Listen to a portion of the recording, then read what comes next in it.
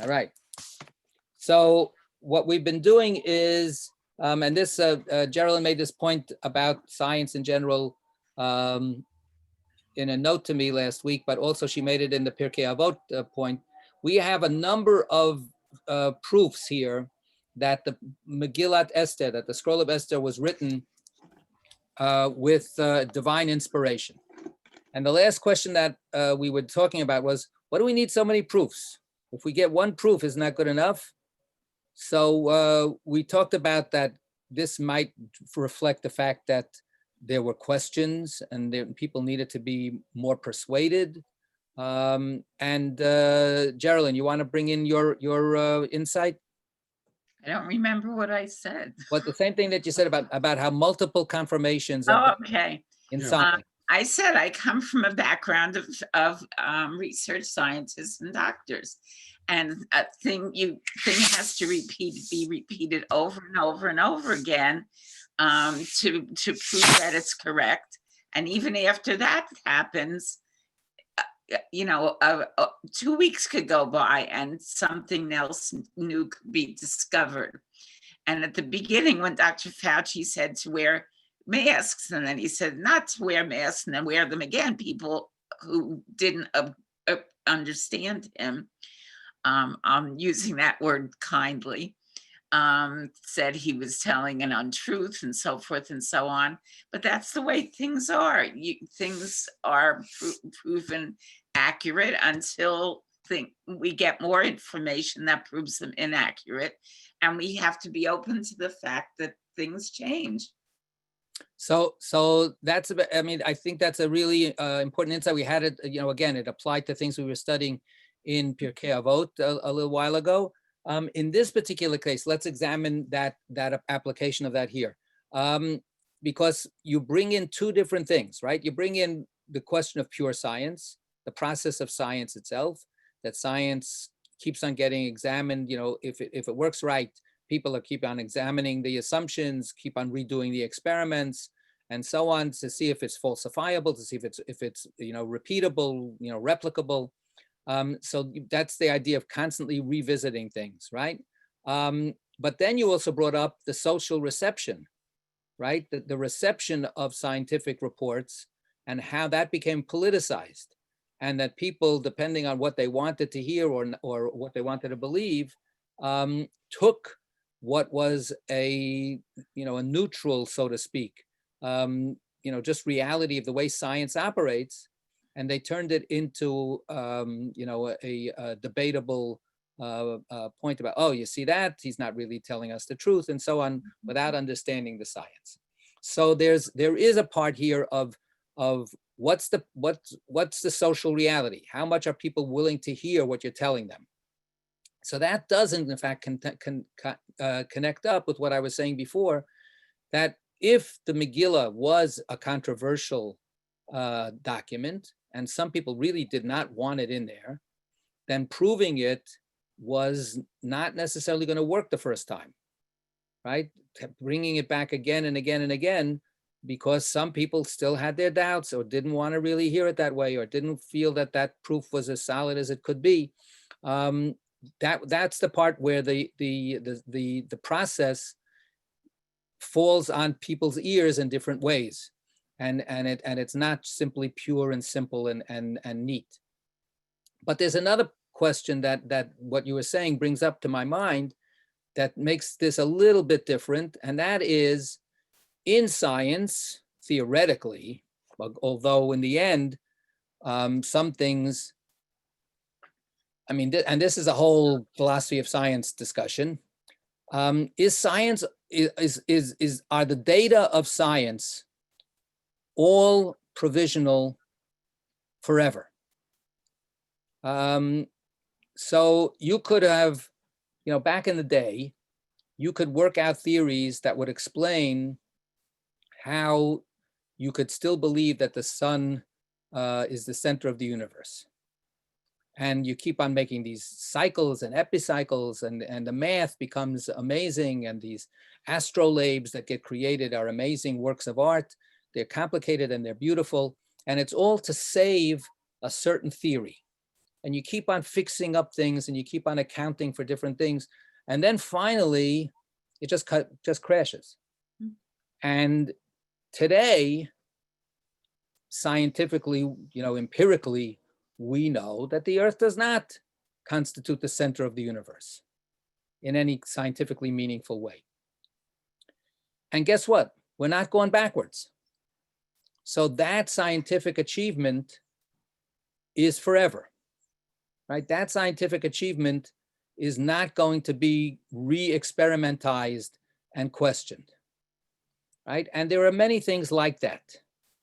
There are other things that, in physics, for instance, they still haven't figured out, whatever. And I'm not a physicist, so I just watch from the outside about, and I read a little, semi-accessible discussion about what's going on with people philosophizing and theorizing about what's reality all about and how the laws of physics work. And that people do say, we haven't reached that place. And the question then becomes philosophically, will we ever reach that place where we will be able to say definitively, okay, we figured this out and it's not up for grabs anymore. So I'm leaving that question about science up in the air. But here, my question is, how definitive can we be in making these decisions about, for instance, Megillat Esther? There was a point in time when this was controversial. And this person said Megillat Esther should not be in the Bible. And this person said Megillat Esther should be in the Bible. This person said, no, Megillat Esther has no divine inspiration in it. So what are we doing? And the other one says, well, yeah, I can show you that it has divine inspiration and it should be in the Bible. Finally, the community that we belong to, right? And that's the point. The social reality is the group of people that we continue their tradition decided that Esther is part of the Bible. So using Geraldine's model, is it conceivable that somewhere down the line, the Jewish people in this self-identified chain of tradition that we are in, with the Talmud and so on, is it conceivable that the Jewish people will ever decide that the book of Esther is no longer going to be part of the Bible? Jennifer. I find it harder to believe that we would do that than that down the road someone might say, wait a minute, we really did overlook First Maccabees and Enoch, and we didn't need to leave those out. Like, I feel like it's harder to take something out once it's in and once it's accepted. I mean, it might be also impossible to open the canon again, but I think there'd be a better chance of us opening up the canon than kicking something out. Because once you've accepted it, it's really hard. You can ignore it. I mean, people might not read Esther as much, or Purim might fall out of popularity for some reason. But I think to actually get enough of the community to agree that we don't like Esther anymore as actual canon is unlikely. Like, I think it's more likely that people just, might not dress up for Purim. Anybody else want to weigh in? Josie. I agree with Jennifer that once it's part of the commonly accepted practice and ritual and festivities, it would be very hard to say, no, we can't do it anymore. Okay. Well, so again, assuming that means that as long as it keeps on being a meaningful source of a practice. Okay, and then Jennifer's adding this other thing, just literarily, there's a concept of canon, which is very hard to cancel once it's been adopted. Stuart, you want to say something? Yeah, go ahead. Stuart, then Bill. Well, I mean, two counterexamples. One, think about Neptune, right? Which we all grew up thinking was part of the solar system, and then it was Neptune? Pluto, sorry. Pluto was, we all grew up thinking was one of the planets, and then it got demoted 15 years ago. I don't accept that. Well, right. So, I mean, it's both, there are scientific criteria for it, but there also is a social, there's a whole sociology of astronomers and why they decided to demote it. But even more to the point is just, the way we think about our canons of literary canons, and that we reevaluate, so-and-so is no longer worthy of the canon because he was a slave owner, or because he espoused, colonialist, imperialist views. So I think we're constantly reevaluating the canon, including new sources and excluding some that have already been included. So before we get to Bill's point, are we constantly reevaluating the biblical canon? We're using the word canon here a little broadly. Right. So there's a canon, the Western canon of literature and so on and so forth, and to a certain extent that's fluid and that's up for grabs. But the question is, what about the biblical canon? Is that really the same, to have the same fluidity? Bill, sorry. No, I'm glad that you raised that point, Rabbi. The word that's coming to my mind is sacralization. That the biblical, when something is added to the biblical canon, it becomes sacralized. It becomes made sacred. And I don't know of any examples right offhand where something that was once made sacred, I mean, other than paganism, but I mean within our tradition, it's not then desacralized.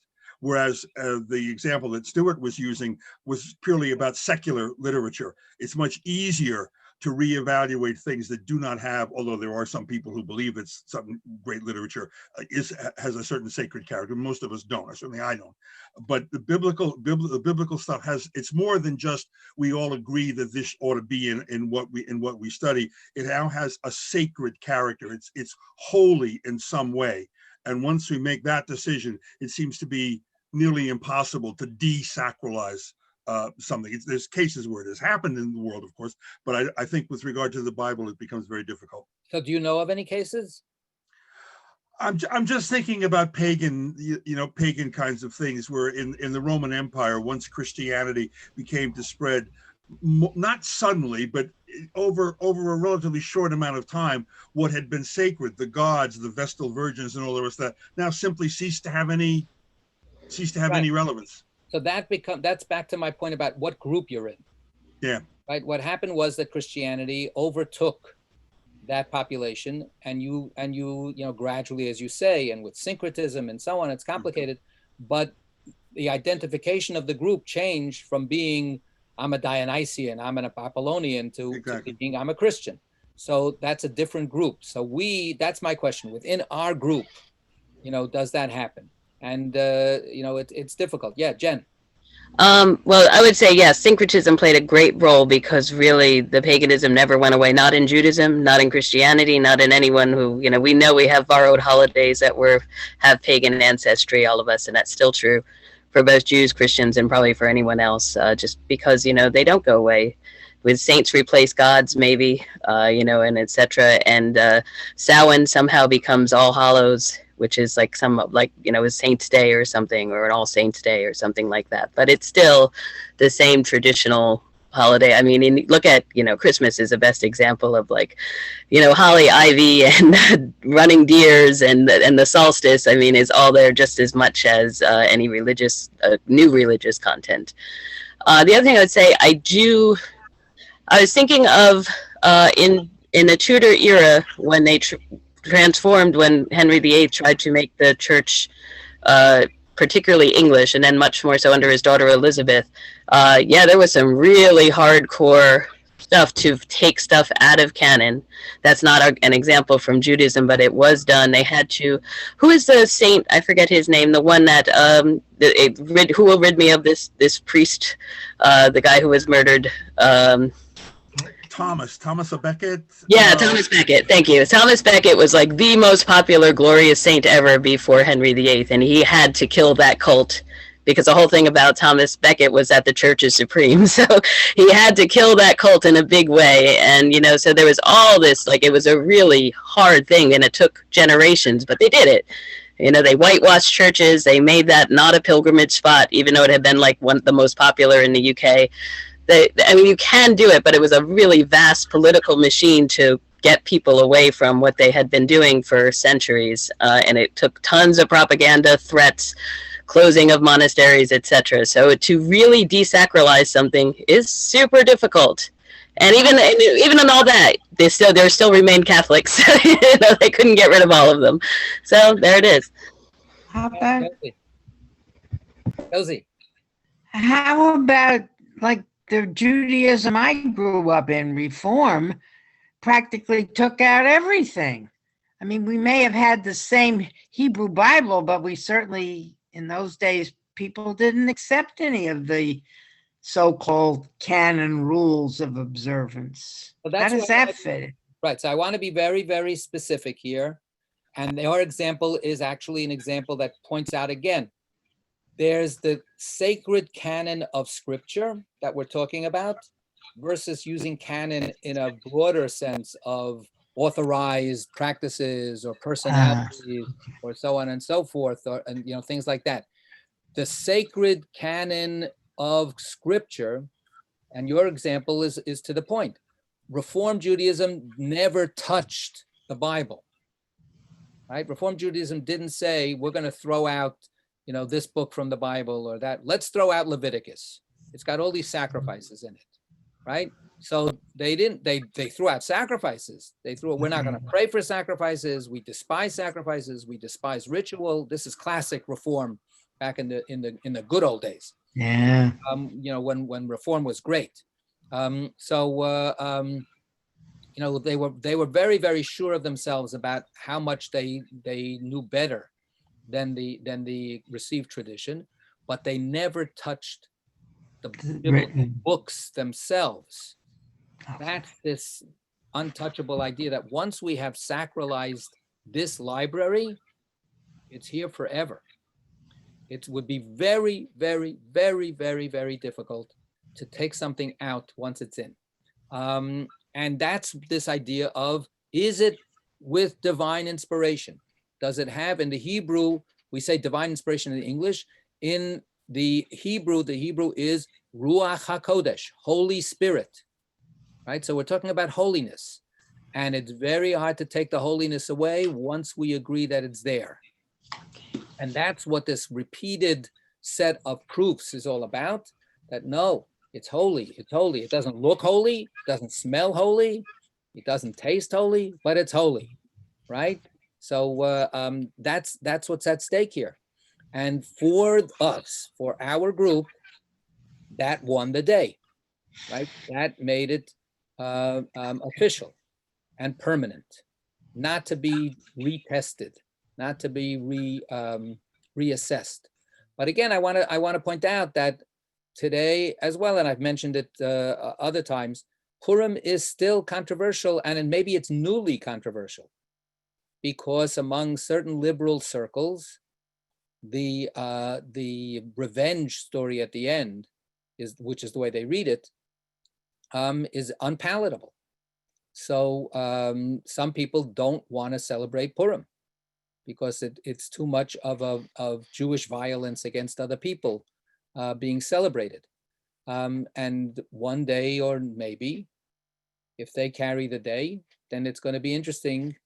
We're not going to be around, but it will be interesting to watch how the Jewish people will struggle with the idea of whether they're going to desacralize Esther.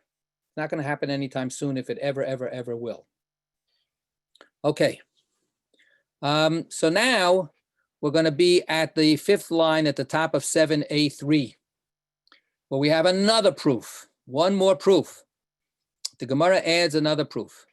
Who would like to read for us today, please? Bill, Beryl, you were too slow today. I don't know. Apparently it's a competition between Beryl and I, so we'll agree to, I'll talk to her privately and we'll agree to alternate. The Gemara adds another proof. Shmuel said, if I would have been there when those Tanaim presented their proofs, I would have adduced a proof better than all of theirs. Namely, that it is said they confirmed and undertook upon themselves, which means that they confirmed above in the heavenly court that which the Jews undertook upon themselves below in the earthly court. Go a little bit more. The Gemara notes the superiority of Shmuel's proof. Rava said, all the proofs have a flaw except for Shmuel's proof, which has no flaw. Okay, I would say the literal translation is refutation. All the other proofs could possibly be refuted. A pircha is a refutation, but Shmuel's proof cannot be refuted, which I think is actually a better translation, because after all, how are you going to know whether the heavenly court accepted it or not? Once Shmuel said it, you can't refute it.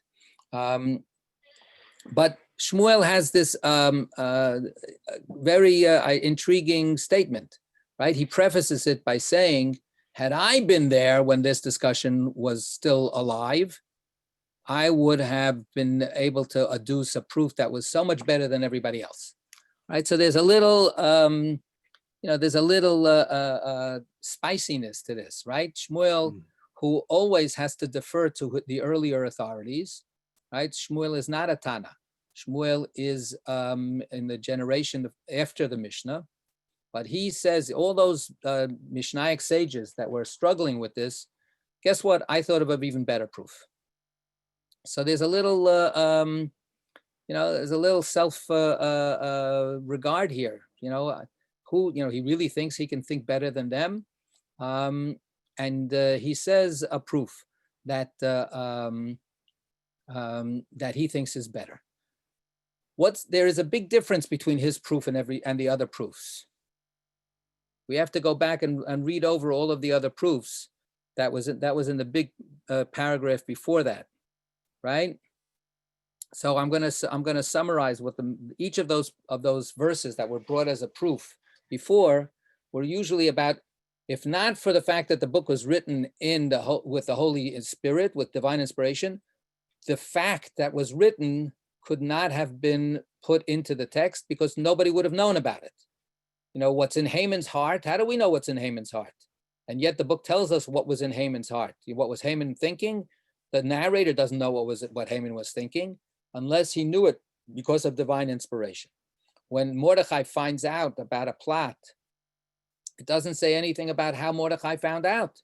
There's no description here of how Mordechai possibly could have had that information. It had to have been with divine inspiration, right? The last one, Esther, was composed with divine spirit. The last lines was that there's a fact here. They did not lay hands on the spoils, on the booty. So what do you mean? How do we know? How do we know that absolutely nobody took anything? Who says somebody didn't take a sword, a dagger, a glove, from all the people that were routed in the battle? So in order to know that, all of these things are inaccessible information unless it's, and this is stuff that happened in the real world.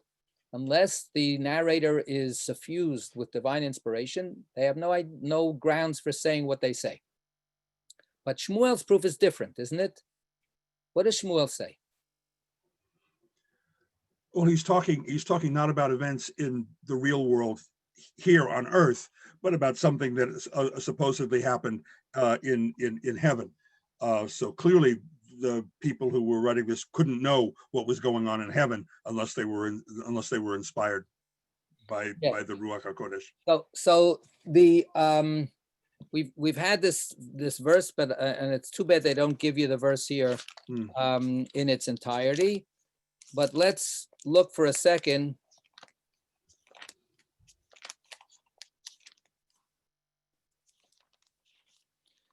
So this is chapter 9 in Megillat Esther, winding down to the end of the story, and it says the following: Kimu v'kiblu haYehudim aleihem. They established and accepted, the Jews established and accepted upon themselves, v'al zaram, and on their offspring, v'al kol hanilvim aleihem, and all those who followed along with them, v'lo ya'avor, never to transgress,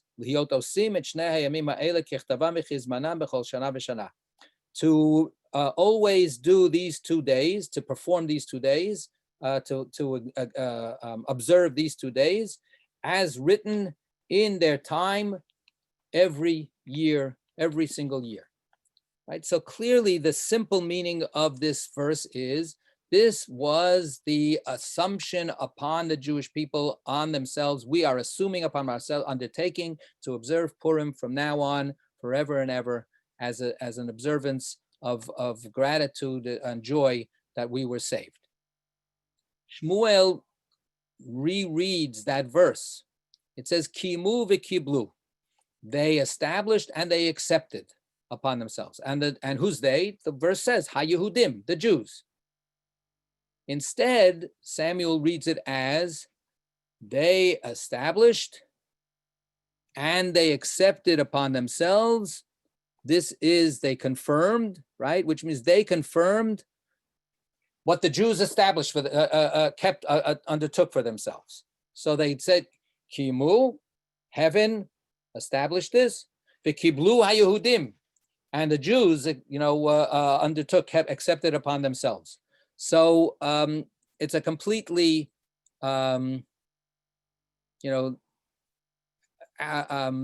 unnecessary reading. There's nothing in the text that would make you read it that way. There's nothing grammatically, syntactically, literarily that justifies that reading. It's a completely fanciful reading. And it basically, in literary terms, simply says, post facto, heaven has agreed to this holiday. The Jews undertook it. Heaven has stamped its seal of approval upon it. Now, how do we know that? We would not know that except for the fact that it's written, right? So it's a very circular argument, right? It's establishing, look, this is the way it is. We all sense that this holiday is not going to go away and it shouldn't go away. And heaven must be happy with what we're doing. And now we see in the text that we can read the confirmation that heaven is happy with what we're doing. Therefore, that text must be divinely inspired, right? So when Rabbi says this is the one proof that has absolutely no refutation, the way they read it is it has no flaw, no defect, right? That's the translation here, which means that he seems to be sort of celebrating it. This is the most rock solid proof you could have. You could read this the opposite way. This is the most fanciful proof. Nobody can argue against this proof because you can't argue with this kind of fancifulness. There's nothing here to be able to marshal as an argument against it, because you're basically just proving what you're assuming and assuming what you're proving. So Rava could be actually joking, and maybe Shmuel was joking. Maybe Shmuel was really, when he said, I have a better proof than all of them. What he's saying is, post facto, in hindsight, in 2020 hindsight, we know that Purim is such an established holiday among us. It must be divinely inspired. It must be divinely accepted, right? That's his advantage of living after the controversy, all the dust has settled. And, the scroll of Esther and Purim won. So it must have been bashert. It must have been exactly what God wanted. Yeah, Jen. Just a quick question. It's a little off topic. I'm sorry, but we have all this recorded about the scroll of Esther. We are recording. We're recording. Geraldine. No. We have all this, we have the argument recorded. Do we have this argument about Enoch, about Maccabees, about other stuff that we just don't know why they didn't ever end up? This is we talked a little bit about it. I think Sylvia brought it up, the point. There's also a chronology involved. Right? Okay. Historical developments, these things. But although, Enoch starts off, Enoch is a library in and of itself. There are right. Books of Enoch. Enoch starts off early. So the fact that it didn't make it, it didn't make it. But it's not ever explicitly within the records we have, the rabbinic tradition. It's never explicitly seen as a contender. Got it. Maccabees, there were certain communities that clearly looked at Maccabees as significant. But again, it didn't gain traction within the communities that we have a lineage from. Thank you. Yeah. All right. Good. We're ready to go on. Good. Bill. Rava proceeds. Middle of the column. 7A3. You're on mute. I usually don't do that. Rava proceeds to demonstrate the flaw in each of the proofs adduced by the Tanaim. The proof text cited by Rabbi Eliezer, and Haman said in his heart, is inconclusive, for the authors of the Megillah could have inferred it by means of logic without the divine spirit, for there was no one as high in the esteem of the king as Haman was, and that which he spoke to such excess indicates that he had himself in mind. Okay, so here we have now just a good old-fashioned close reading, literary criticism of saying, yeah, this is a nice realistic depiction. We can certainly assume characters have been fully fleshed out already. Haman was, the highest in the highest position. Of course, he could assume that he thought that the king viewed him very, very favorably and sought his high station. So you don't need divine inspiration to assume that that's what Haman was thinking. The proof text by Rabbi Akiva, and Esther found favor in the eyes of all who saw her, is inconclusive. Perhaps what happened is as Rabbi Elazar taught. The verse teaches that to every person, Esther appeared like one of his own people. Right. So this is the verse that says, Rabbi Akiva says that the proof is where it says, Esther found favor in the eyes of all who saw her. So what is the refutation of that? So how do we know that she found favor in the eyes of all who saw her? Do we know inside everybody's heart? Do we know what everybody's opinion was of her? So that she found favor must be divine inspiration. So now he says, no, maybe not. Maybe it's simply teaching us that he appeared as he appeared to each one of these like one of his own people. So what is that? How does that, what is he trying to say? There's no mystery about it. If she appeared to be one of them, they would accept what she said. It doesn't require divine inspiration to arrive at that. So, all right. So we're, this is a little shaky here, but who is it? Rabbi Elazar. Rabbi Elazar. Elazar. Yeah. Yeah. Elazar says that how did people view her? It doesn't mean that she found favor. Everybody thought she was the most beautiful person in the world. Everybody thought she was so terrific. We have no idea. But everybody identified her as one of theirs. Yes. How does that come about? Because she doesn't say where she comes from.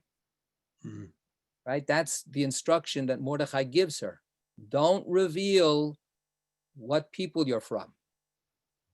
So what Rabbi Elazar is actually saying is, so if we actually read that story subtly, what we have is we have a person who's of mysterious origin, and everybody could claim them for their own.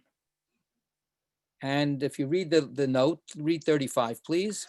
Those who saw Esther would say out loud, she is one of ours. That's Rashi's interpretation. Okay. A person tends to have an affinity for members of his own people, according to Maharsha. Thus, since everyone openly declared that Esther was a member of his own race, it did not take divine inspiration to deduce that Esther was liked by all who saw her. Right. So this is Sociology 101. Mm-hmm. We live with group affinities. No matter what, we like our own better than the other person, than the person who's in the out group. And that was part of Esther's success, right? What Mordechai was able to ensure was don't do identity politics here, right? The identity politics takes care of itself. So in the case of a cipher, in the case of somebody who we have no information about, each person was able to persuade themselves that Esther was a member of their group. and therefore they looked favorably upon her. They were willing to say, okay, good. I hope my team wins, right? Then there's a little cynicism in that, a little what can I say? Hard-headed social criticism about that, but it was successful, in getting Esther into the place of power that she needed to be in order afterwards to save that out group. If she would have been identified in the out group to begin with, she never would have won the beauty contest. She never would have become the queen. She never would have had the power to then save her own people later. Okay, next. And the proof text cited by Rabbi Meir, and the matter became known to Mordecai, is inconclusive. Perhaps what happened is, as Rabbi Hia bar Abba taught, Bigsan and Teresh were from Tarsi. Okay, so what does that mean? Look at 37. Note 37, when Bigsan and Teresh plotted to assassinate the king, they did not attempt to prevent Mordecai from overhearing, because they spoke to each other in their native Tarsi language, which they assumed Mordecai could not understand. Mordecai, however, in his capacity as a member of the Sanhedrin, was familiar with 70 languages, including Tarsi. Consequently, he was able to uncover their plot without the help of the divine spirit. Okay, so there we have it. He had the special knowledge, and they assumed that he didn't. So therefore, they were able to talk openly because they assumed that the person doesn't know, doesn't understand. How many times have we heard stories like that? Personal, reports about this, and especially not so much about, assassinations and stuff like that, but also just saying something derogatory about the person that's right in front of us. And because we don't think that that person is either part of that group or doesn't understand us. And then, hello, I am actually, blah, blah, blah, or I understand exactly what you're saying. Yeah, Josie, you're on mute. There's a famous story in my family that my grandfather, who was a physician, was driving in one of the early cars up in the rural part of Connecticut. And he pulled into a gas station, and the gas station owner said to his son, charge the rich Jew double the usual price in Polish. And my grandfather, who spoke about 8 languages, paid the price and then said something rather rough back to the guy in the exact same dialect that the man had used. So all right. He knew what was going on. Right. When they go lower, we go higher. Yeah. But he paid the price. Right. He paid it, but then he told them what he thought. Yeah. All right. Yeah. Good story. Very good story. Okay. Yes, Geraldine. Well, I have a similar story. My friend Patty and her mother and her 2 aunts went to Italy, and they went into a little shop, and her mother spoke Italian, and the same thing happened. But the other women in the group did not. And the owner of the store said to the wasn't her daughter, it was the person who was working in the store, these people are Americans, charge them double. But Patty's mother was not as kind, and she said and answered her in Italian and said, I know what you've said, and if that's what you're going to do, we're going to leave right now. So did they leave, or did they accept the regular price? They accepted the regular price for them. All right. All right. Okay, good. More? All right. Just a kind of a side thing for that. My mother, of blessed memory, spoke Arabic. So she was of Syrian lineage. So when she went to Israel, she would delight. She certainly didn't, she was very fair-skinned. She didn't look, quote unquote, Mediterranean. And she wasn't taken to, she was an American tourist. But then she would strike up conversations with the waiter, with the manager of the store, or in the shuk, in the market. And that was in many ways the happiest moments of her visits. She was a staunch Zionist, she loved Israel, but one of her great delights was actually to bridge that gap and to talk to people who totally assumed that, the stereotype of what she looked like. And then all of a sudden, whoa, look at this, our sister, our friend. So, of course, in this particular case, that's not what happened. Yeah, Sylvia, but you got to unmute. Okay, one last quick story. We were skiing in Austria with another family, and some of my kids and their kids went down after, before dinner to buy candy or whatever it was.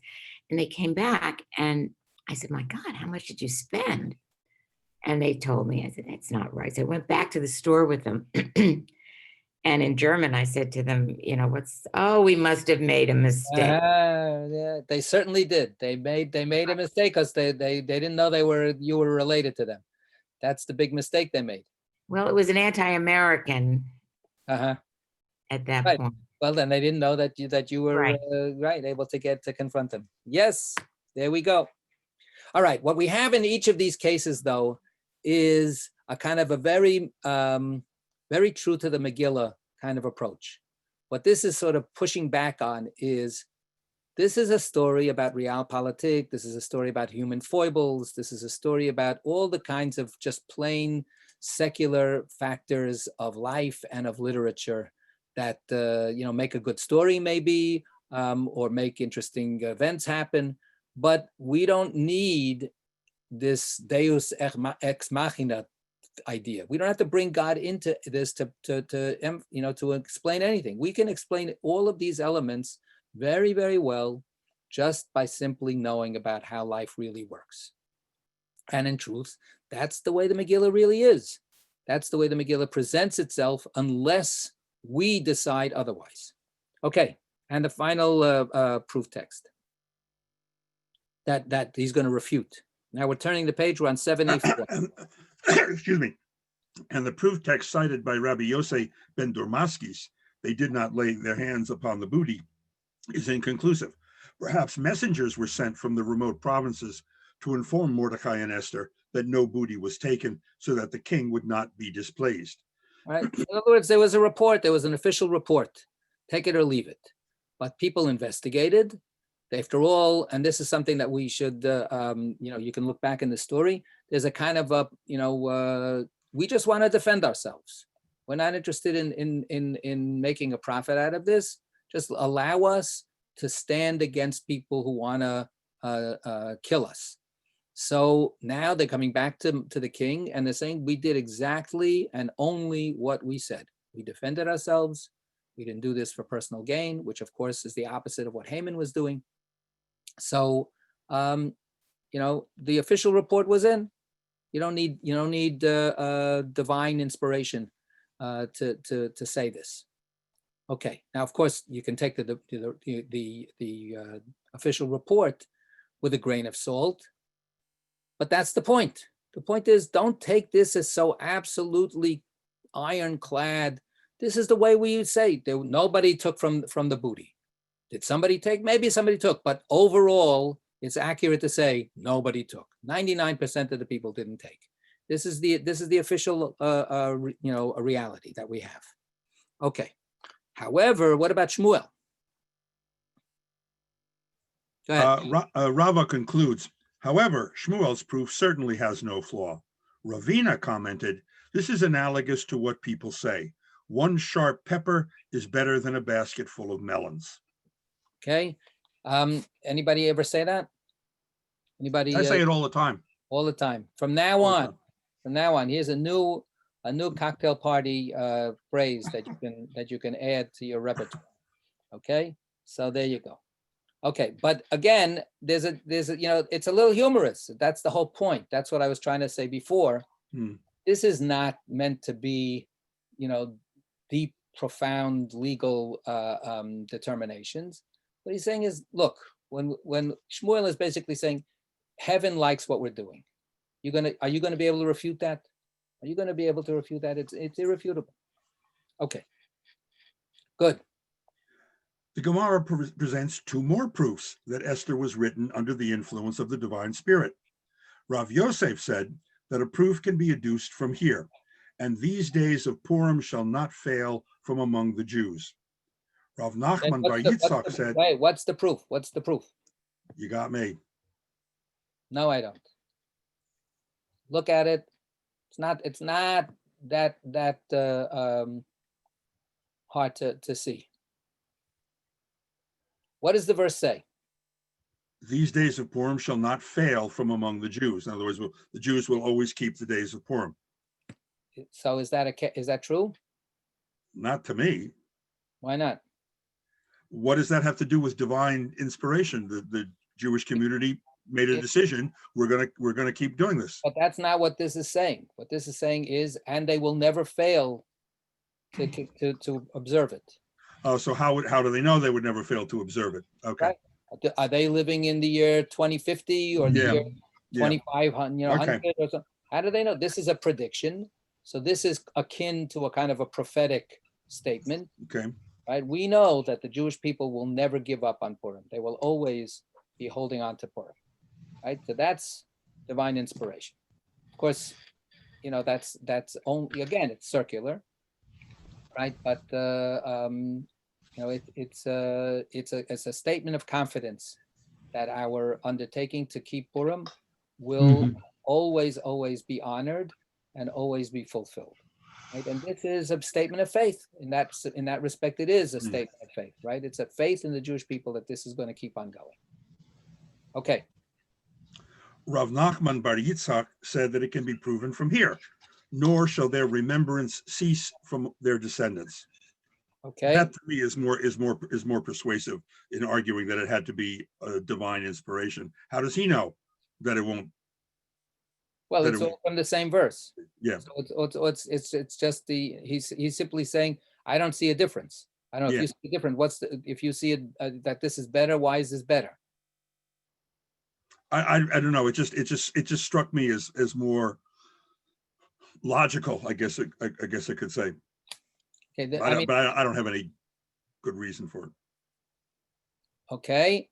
There is a little subtle difference between the two of them, right? The difference from the rabbinic perspective is these days of Purim shall not fail from among, right? That's what it says, from among the Jews. The Jews. So the celebration of Purim is predicted here to always be able to continue. But what about the Megillah? So for the Megillah is the remembrance, right? The Megillah is their remembrance will not cease. Okay, so that's the prediction that it doesn't mean that's, what day is today? It's the 14th of Adar. Yeah, that's Purim. No, remembrance for it means there's a concrete vehicle of remembrance, which is the reading of the Megillah. So in that sense, what the Megillah is testifying about itself is this book is eternal. This book qualifies as a sacred book and, as part of the canon. Okay. Any other comments on this topic? Because we're going to be moving on to another topic. Okay, good. Yasher koach. So now there's a little break there, and then the Gemara introduces. The Gemara introduces the next discussion with a quote from our Mishnah, and gifts to the poor. Okay, so what is that in the Mishnah? What does that say? You have to find that back there. What are they referring to? So it's on 6b2, right? 6b2. I'm getting there. Yeah. Here's the Mishnah, right? Yeah, the Mishnah proclaims the following rule. This is like the second paragraph of the Mishnah. There is no difference between the first Adar and the second Adar, except in respect to the reading the Megillah and gifts to the poor. Okay, so that's the gifts to the poor have to be given in that special time, right? In the second Adar, right? When we're observing Purim. Okay, so here we go. The Gemara cites a Baraita which defines the mitzvot obligatory on Purim of sending portions to one's friends and of donating gifts to the poor. Okay, so you understand that these are conceptually, these are two different things.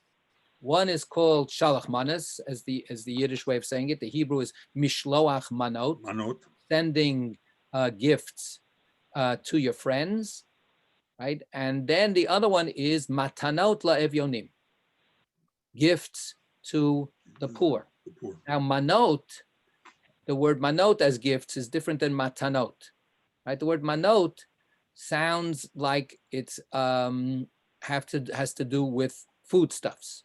We'll find out that that's the way it is, right? When we do our mishloach manot, our shalach manos, bags and baskets, we're putting in snacks and food and a juice packet or whatever it is. That's one difference. The other thing is ish l'reyehu. Each person gives this to their friend, right? So it's about actually people that you know, people that you like, people that you want to celebrate together with. That's the mishloach manot. That's the shalach manas. The other one is matanot, gifts, and that's just the generic word gifts. So it doesn't say what kind of gift you're talking about, to poor people.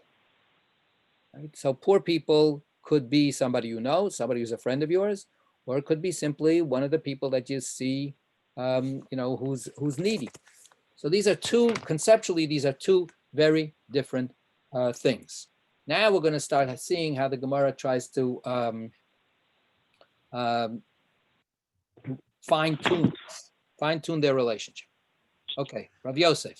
Rav Yosef taught in a Baraita, the Megillah states, and sending portions to one another, 2 portions to one man. Oh, time out. So just also to remember that the Mishnah only talks about gifts to the poor, right? It says the only difference is reading the Megillah. Make sure you read the Megillah in the right time. Make sure you give gifts to the poor. It doesn't say also shalach manas. Oh, right. Okay, so now back to here. So now Rav Yosef explains about giving portions to one another. To one another, meaning 2 portions to one man.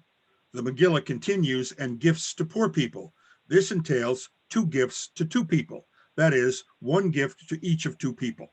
Right. So the Hebrew is mishloach manot, sending portions or gifts. The word manot is plural. Ish l'reyehu, 1 person to their friend. So the first part, the gifts, is plural, and the giver and recipient are singular. So that means that the recipient of the gift is 1 person who's receiving a plural of gifts, and the minimum of the plural is 2. Then it says umatanot la'evyonim, gifts, again plural, and then the poor people in Hebrew, it's in plural. It's not single. So therefore, that means that you're giving more than 1 gift to more than 1 person, right? So by Occam's razor, we get it to make it 1 gift per person. At least 2 people makes 2 gifts. So that way we satisfy the obligation to give more than 1 gift because it's to more than 1 person. Okay, each one, 1 to each. The Gemara relates an incident. On Purim, Rabbi Yehuda Nasiya sent to Rav Oshaya the thigh of a calf born 3rd to its mother and a bottle of wine. Rabbi Oshaya. This was his gift, right? So his gift was, this was 1 rabbi, 1 sage sent it to another sage. These are sages from the beginning of the Talmudic period, a kind of a transitional period. Rabbi Yehuda Nasiya was distinguished from Rabbi Yehuda HaNasi. Rabbi Yehuda HaNasi, Rabbi Judah the Prince, Rabbi Judah the Patriarch, he was the editor, the official leader of the Jewish people at the time when the Mishnah was published, so he gets the editorial credit. His grandson was also named Yehuda. So he was also a patriarch. So he was given this different name, Rabbi Yehuda Nasiya, instead of Rabbi Yehuda HaNasi. So we're talking about a generation or 2 after the Mishnah, and Rabbi Oshaya is one of the major sages at this period. So, and obviously this is from the rabbinic elite of the time, and he sends them a very sumptuous gift. So the first thing is that he gives him an egel mishulash, which is translated by different people in different ways. But one thing is, it's the calf, that's the third born calf, which is considered the healthiest calf. So the healthiest calf, so it's the most wonderful, juicy, and he gives him the best part of the meat of this calf. So he sends him a whole, delicious chunk of meat, right? Along with a nice, delicious, fine vintage bottle of wine. A nice, good, so this is a pretty generous gift. So he sent this to Rabbi Oshaya, okay? Rabbi Oshaya sent back to him the following message. Our teacher, by giving us these gifts, you have fulfilled, our teacher, by giving us these gifts, you have fulfilled the mitzvah of sending portions to one another and gifts to the poor. Okay.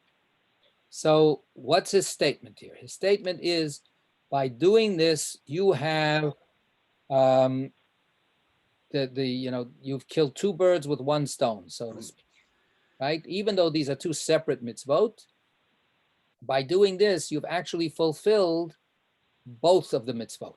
You have fulfilled giving gifts to your friend, I'm your friend, and you have also fulfilled at least half of your obligation for gifts to the poor, because after all, Rabbi Yoshai is only one person. So the simplest way to understand this is that Rabbi Yoshai was not wealthy. That Rabbi Yoshai, even though he was a well-known sage, he was a poor man. And that's not shocking in rabbinic stories. Many of the rabbis were impoverished because they did not, they didn't get, nice salaries for being rabbis. They had to make a living some other way. And sometimes they succeeded and sometimes they didn't. Sometimes they had rich benefactors or rich fathers-in-law or rich families, and sometimes they didn't. Jen. Just, is this like a really polite way of saying, thank you so much, there's no way you're going to get a gift like this back from me? Well, I guess yes, I think Rabbi Yehuda Nasir should have understood, should understand that as, although, he could theoretically re-gift, but that's not, that's tacky, right? It's tacky to re-gift. So, but Rabbi Yoshai could have done that, or he could have simply sliced off a piece of the thigh and poured out, a half a bottle of wine and sent him back that, and at least done that. But he would have, he definitely wouldn't have been fulfilling the mitzvah of gift to the poor, that's for sure. Rabbi Yehuda Nasir was the patriarch. He was the prince of the Jewish community. He was very, very well situated economically. Josie, you wanted to say something? Yeah, I don't have anything after 7A4. Did you send out more pieces of Talmud, more pages? Yes, I sent 7 and 8, I think, together, or maybe 7, 8, and 9. If you had 7A3, A4, then you definitely should have the rest of 7. I don't. All right. Continue to scroll down. Can you resend to me? I can, how about if I do that for next week? All right, thank you. Listen up, but somebody said, can you scroll down? You sure that there's nothing left in the file? I'm looking at a piece of paper, not a computer file. I don't know. Maybe you put the other pieces of paper someplace and they're misplaced. But I will send it to you again. Thank you. Okay. Let me write myself a little note here. Josie, you would have printed them out yourself, so maybe you didn't print out the whole file. You only have paper because you got it from your printer. The rabbi didn't send out physical hard copies. All right, so maybe I missed, I didn't go far enough. And that's what I'm going to do. I'm going to send you the file again. All right, that'll be fine. Right. Thank you. Okay.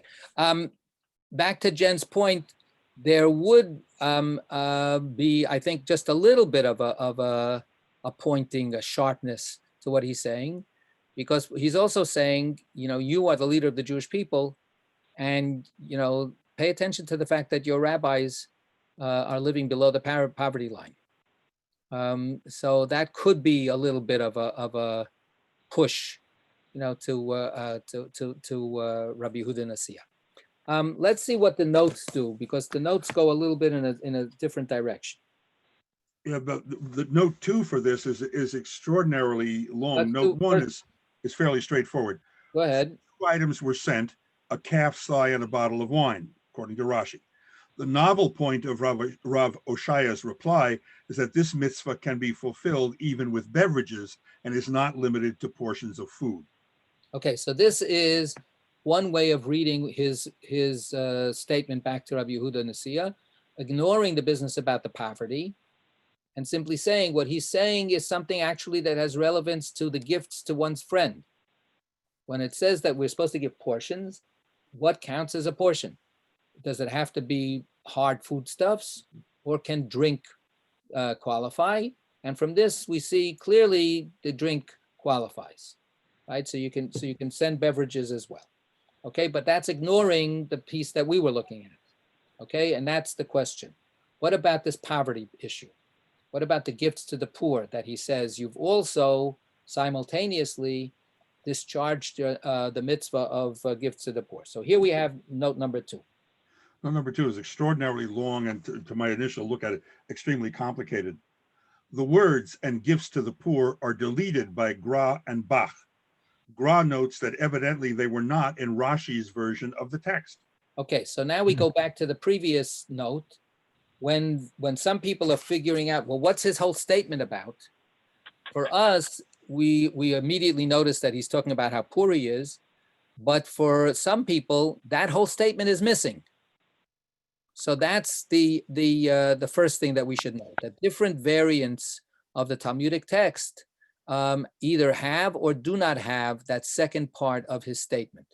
If they don't have the second part of his statement, that his first statement sounds completely superfluous. Of course, Rabbi Yehuda Nasiya knows that he's giving him gifts to his friend.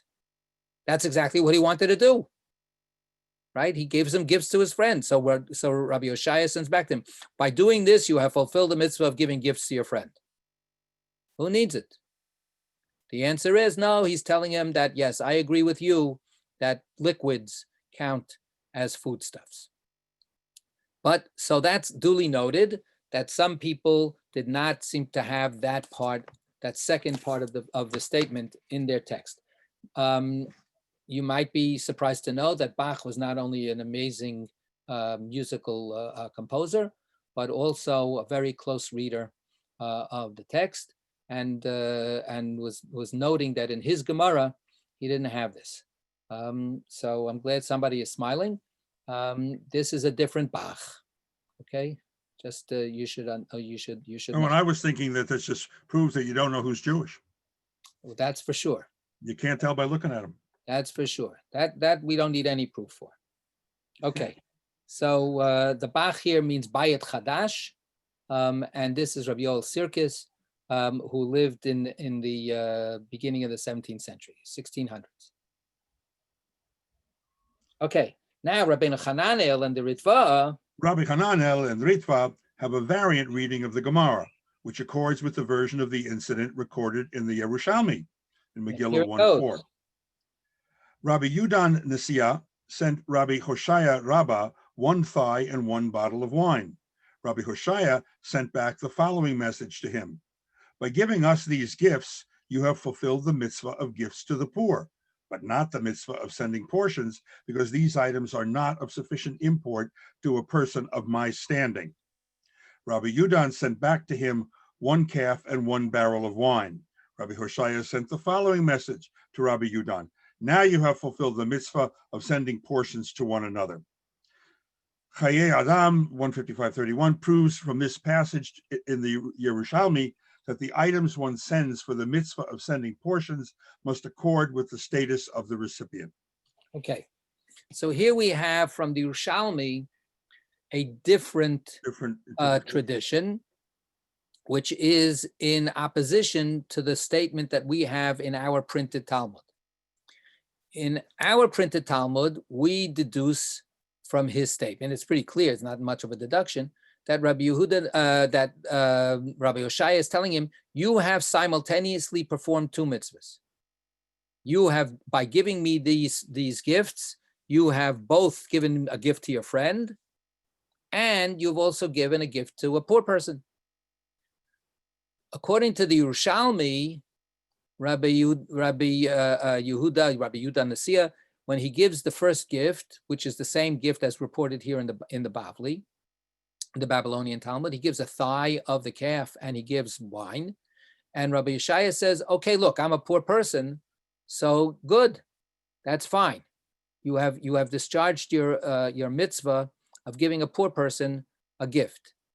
But if you are wanting to give me a gift as a friend, I'm Rabbi Hoshaya, Rabbah. I am the great Rabbi Hoshaya. What kind of measly gift is this to me? So if it's a friend's gift, then you have failed, right? And this, of course, is also very interesting, right? Gift giving is a tricky business, right? If you don't, if you give a crummy gift to somebody that is supposed to have a good relationship with you and is assuming that that you have a good relationship with them, and then you give them, a shmata, that's an insult, right? That's not very nice. That's understood to be, conveying, I really, our relationship is over, or now the truth is out, or something like that. So Rabbi Hoshaya, according to that version of the story, is telling Rabbi Yehuda, if you really are treating me as a friend, you have failed. And therefore, you don't get the mitzvah, because the mitzvah is about giving a gift to a friend. So then what did Rabbi Yehuda Nasiya do? He gave him a bigger gift. Instead of a thigh of a calf, he gave him a complete calf. And then Rabbi Yeshaya said, okay, I'm placated. Now you did it. So that's one. Rabbi? 1 second. That's one part of the message. The other part of the message seems to be, and this is where it's arguable, can you actually perform these two mitzvot simultaneously? Is it doable to like I said, to kill two birds with one stone? If he would have sent a full calf with the bottle of wine the first time, according to the Yerushalmi, would he have actually succeeded in performing both mitzvot? Or do we say, no, you can't perform both mitzvot. Either it's one mitzvah or another. You can't mix these things together. Each mitzvah deserves its own performative act. That could be an implication. You could push against it, and you could say, no, it's just that's the way it happened.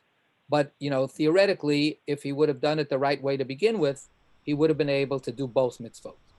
In our text in the Bavli, this is clearly the message, that you can perform two mitzvot simultaneously with one act, right? So this is what needs to be clarified. Yes, Jen.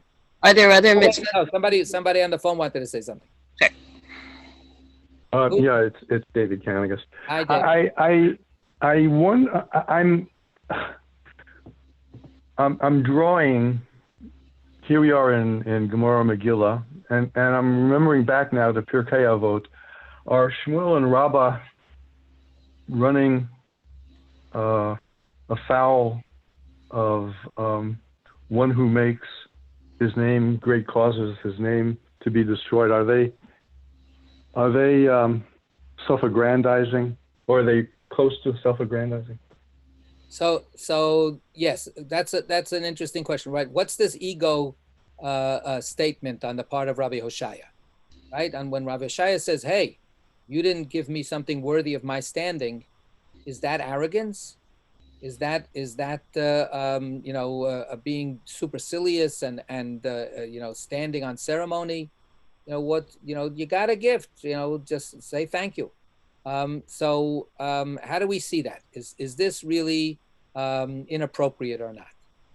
And we have in the teaching that David is mentioning, the teaching in Pirkei Avot is, don't be, always looking to be, confirmed as being a big shot. If you keep on looking out to be confirmed as a big shot, in the end, you'll fall below everybody's esteem, because it's tacky.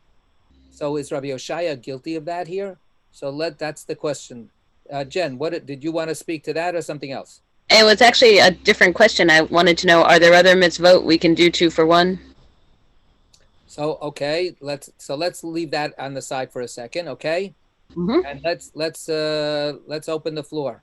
What do people think about what Rabbi Oshaya is saying? Is he being obnoxious here? Well, it depends on whether you're talking about the Bavli version of it or the Yerushalmi version of it. The Yerushalmi. It's only in the Yerushalmi. Okay. The Yerushalmi version. That's what we're talking about. Where Rabbi Oshaya sends back to Rabbi Yehuda Nasiya. What kind of gift did you give me?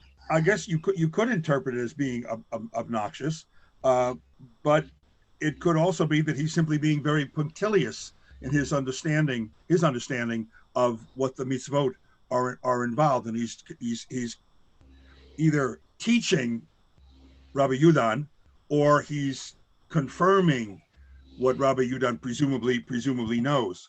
You can do it. I think you can do it either way. I think he's embarrassed. Go Rabbi? ahead, Josie. Yeah, 1 second, Josie, and then what? Stuart? Yeah, okay.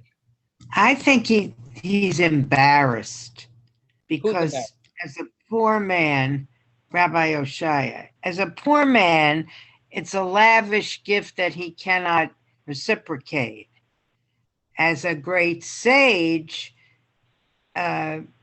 maybe the gift isn't big enough, but I think it's more that he's embarrassed that he's poor and he can't give back in equal measure. But then why would he send back a note to Rabbi Yehuda saying this is not enough? I think he's trying to show how he's much more devout and knowledgeable than the rabbi who's wealthier than he is. I think he's playing that game. Okay. I may be poor, but I'm more deeply studied and learned than you because I know this isn't right. Right. But I still think it's because he's embarrassed. So that's so what I want to take specifically back to David's point is what we have here is a mix of standing and no standing, right? Rabbi Oshaya is on the one hand a respected member of the elite rabbinic class. On the other hand, economically, he's a nobody. He's impoverished. And in fact, the community has not stepped up and said, "Oh, we can't let that happen." That's what I was saying before. That maybe that's a little bit of a push that he's saying to Rav Yehuda Nasiya. But that was the reality, and maybe that was, again, people didn't feel obligated because there were a lot of poor people out there. But being a poor person was not high standing, even if it was common. So Rabbi Oshaya is not exactly a person of unambiguous high standing. Rabbi Oshaya is not simply saying, "Hey, I'm Rabbi Oshaya, off with your head for not showing me the great respect." There's a little more complication here. Stuart, you wanted to say something, and then Sylvia. No, okay, Sylvia. What about the difference between a payment and a gift? Say more. Well, a payment is certainly represents value, payment for value given. A gift has no parameters. Right, except that's what I wanted a little bit foreclosed before when I said sometimes when you're getting a gift that's a lousy gift. So that's why I think that it's important to understand. But it's our old English concept. It's the thought that counts. That's where where the thought is coming from. If the thought is that you're giving a schlocky gift, if you're giving nobody forces you to give a gift. That's the difference between a gift and a payment. A gift is not if it's required, then it's not really a gift. It's required here. You're required to give gifts. It isn't really. So let's come back to this. Yeah. We're running over time. This is all interesting conversation, interesting discussion. Let's continue. Let's remember where we are, and we'll come back next week. Okay, and continue. Yasher koach. Yasher koach. Stay safe, everybody. Amen. Amen.